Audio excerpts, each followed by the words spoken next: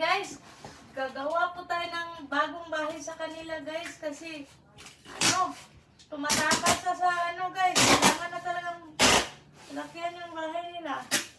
Yung mga alaga ko guys, tingnan nyo guys, nakakaloka.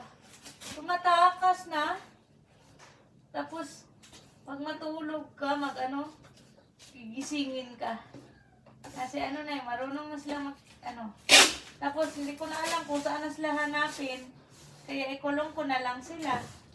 Ganito, palakihin natin yung bahay nila. No, hindi na kayo makatakas. Mga bibi.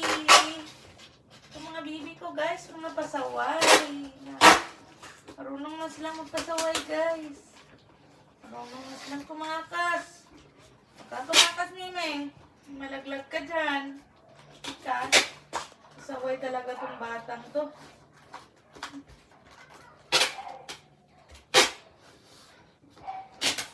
Talaga itong mga pusa ko guys. Mga mapasasaway. Pero nakakalibang sila guys. Fairness. Wala sila ng stress. Yun.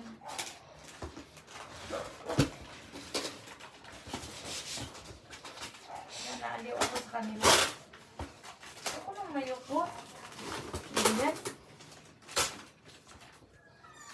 Oh! Sana yun isa. Tumakas ka na. Huwag ka tumakas. Hindi ka talaga over. Pasaway ka talaga. Talaga to si over. Uy. Talaga yung tumatakas kaya. Muntik nang matapakan kanina. Tumakas na pala. Inaayos ko ng bahay nila kasi. Ayun ko na ko. Tingnan nyo guys. Lalo ang tumakas guys. Talaga tong pusang to Wait lang na yung natagalan ako kasi kalungo pa to.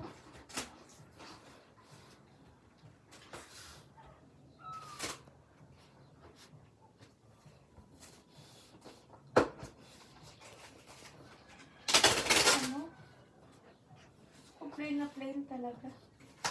Kagawa. Lang yun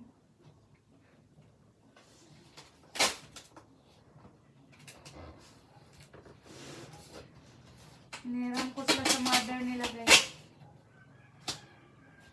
Ayan. Yun ang pagkagawa. Dito na naman tayo. Diyan. O, diyan ko mama.